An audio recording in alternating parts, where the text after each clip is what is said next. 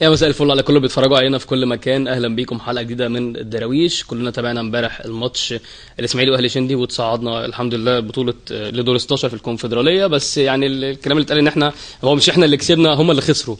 الناس اللي اتفرجت على الماتش امبارح فاهمه معنى الجمله دي كويس قوي. طبعا مش هتكلم في الموضوع ده كتير لان امبارح كان عندنا السيد القناه واتكلموا في كل التفاصيل وعلى كل القنوات. تبعيات الماتش ده طلعت، وتبعيات الماتش ده كان في لعيبه طلعوا اتكلموا على اكتر من قناه فضائيه وقالوا كلام ان لازم يكون في تواصل بين اللعيبه من مجلس الاداره اكتر من كده. كابتن صبري طلع قال تقريبا نفس الكلام وكان لوح بالكلام ده من قبل كده.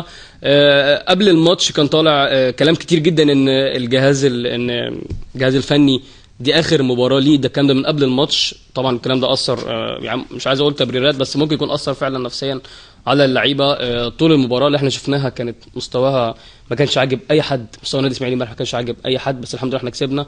وانتوا شفتوا احنا كسبنا ازاي. ضربات الركلات الترجيحيه 3 دخلوا فينا وكورتين من الخمسه طاروا، فده اللي خلانا نكسب. يعني انا بقول ان الفرقه الثانيه هي اللي خسرت مش احنا اللي كسبنا. بس النتيجه هي كره اجوان ومكسب وخساره، فاحنا كسبنا الحمد لله.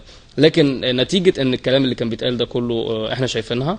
حصل النهارده لغايه قبل الحلقه مثلا باربع خمس ساعات طلع الكلام مؤكد ان الجهاز الفني اتغير، المدير الفني اتغير، المدرب العام اتغير، المدرب اتغير، كابتن سعفان الصغير اتجددت له الثقه زي ما بيقولوا. هو لسه موجود مدرب حراس مرمى، لكن اصبح الكابتن محمد وهبه مديرا فنيا للدراويش، والكابتن محمد صلاح ابو جريشه المدرب العام، والكابتن احمد فكري الصغير المدرب الجديد للفريق الاول لكره القدم في النادي الاسماعيلي. ودي قرارات خلاص تمت بالفعل، والناس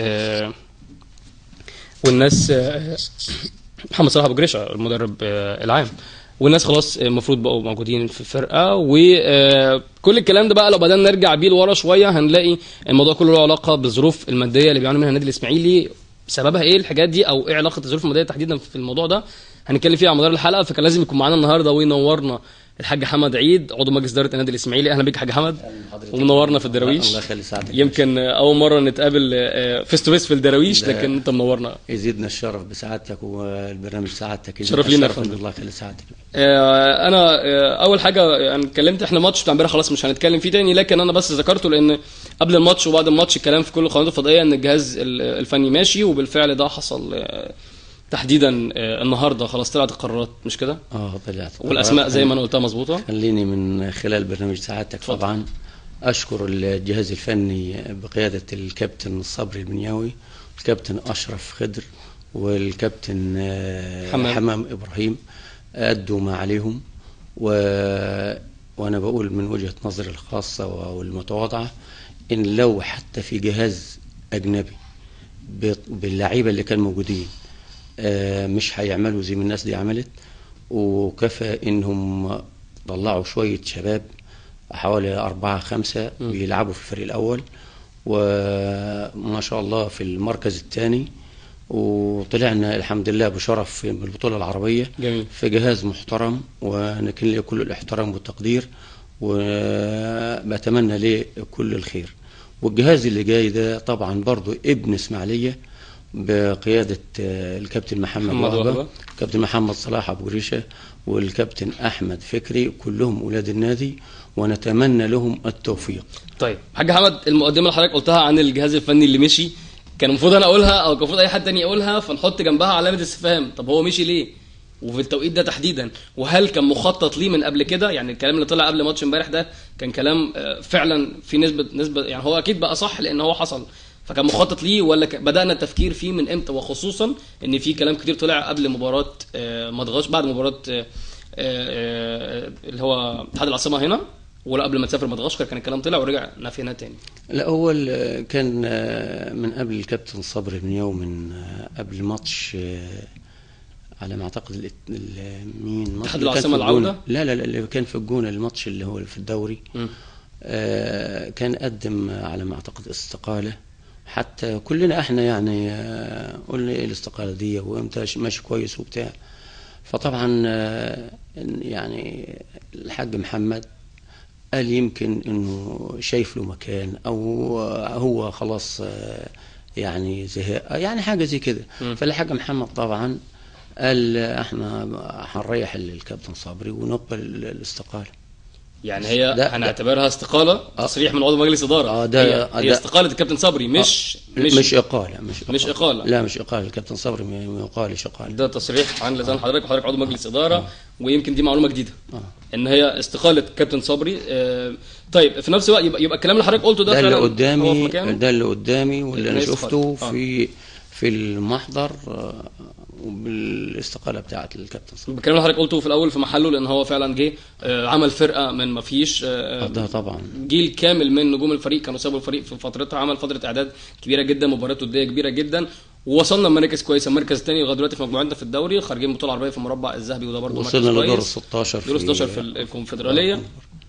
طيب الكابتن محمد وهبه، يعني تفاصيل او كواليس الاتفاق معاك كانت بادئه من امتى؟ والله انا يعني لما الكابتن محمد وهبه اولا، يعني انا اعرفه من ايام ما هو كان شغال في النادي الاهلي مع في قطاع الناشئين مع الفريق لنا، وكان لي كل احترام والتقدير. راجل محترم وعلى قد المسؤوليه.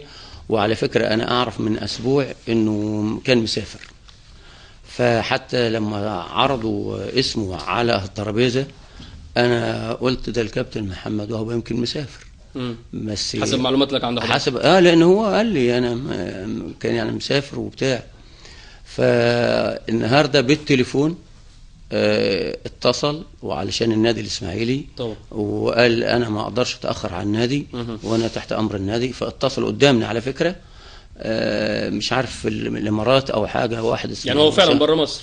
انا بقول لساعات هو هنا موجود. اتصل واحنا قاعدين، وصل اتصل واعتذر، قال ادوني فتره اشوف موضوع النادي الاسماعيلي واشوف، لان النادي الاسماعيلي انا اولى بيه وهو اولى بيا. فاستاذن من الناس وقعد بصراحه. يعني خلاص هو كده بقى معانا مدير فني. معانا ان شاء الله مدير فني. طيب في تصريح ظهر للعميد ابو سعود رئيس النادي الاسماعيلي في احد المواقع، ان يعني بما معناه ان وجود كابتن وهبه وجود مؤقت، او الاسماعيلي في طريقه للاتفاق مع مدير فني كبير، ولم يذكر اسم المدير الفني الكبير. لا هو احنا اتفقنا مصري بالمناسبه. اتفقنا يعني على ان الكابتن محمد وهبه مدير فني وربنا يكرمه، احنا وراه ومساندينه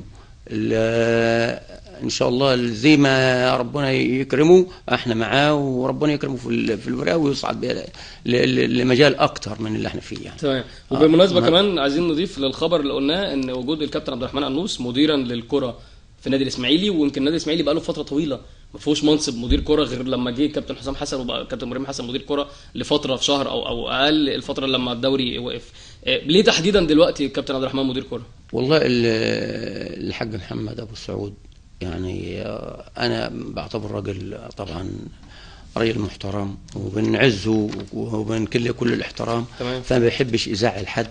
فهو قال طبعا انا عاوز يعني بيقول الكابتن انوس في القطاع الناشئين يعني ما شاء الله عمل طفره كويسه، فانا عاوز يكون في مدير كوره يرفع بمستوى الكوره او الفرقه لدرجه اعلى ان شاء الله.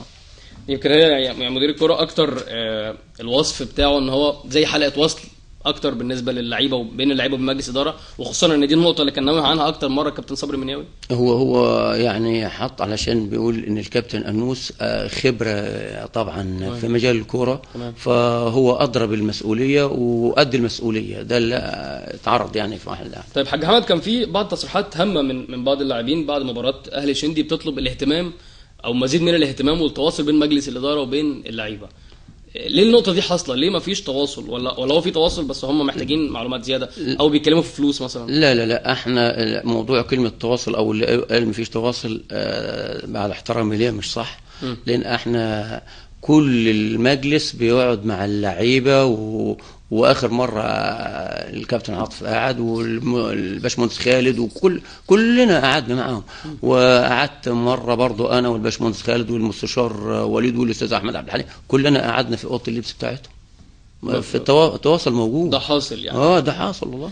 طيب عايز اقول حاجه كمان من موضوع التواصل. يعني حضرتك تحديدا بتبقى موجود في كل الماتشات، بره مصر وجوه مصر، الجزائر المرتين سافرت معاهم في كل الحتت. يعني ده اقصد ان لا احنا عندنا نماذج او اعضاء مجلس اداره موجودين في كل السفرات وخصوصا بره مصر. من السؤال ده عايز اروح بقى للجزائر، وكنت موجود في بطوله كاس العالم للشباب كأب للاعب بسم الله ما شاء الله ربنا يحرسه ويزيده يا رب. كان احساسك ايه بقى لما كنت شايف محمود بيلعب في بطوله وكسبنا بالبطوله ووصلنا لكاس العالم للشباب؟ سوري احنا كنا في الجزائر لافريقيا. والله انا طبعا انا مصر كان اسافر مع محمود من قبل ما اعرف ان الاسماعيلي هيسافر الجزائر تاني. فطبعا انا سافرت مع الاسماعيلي وتخلفت من هناك، بس انا بسافر على حسابي على فكره.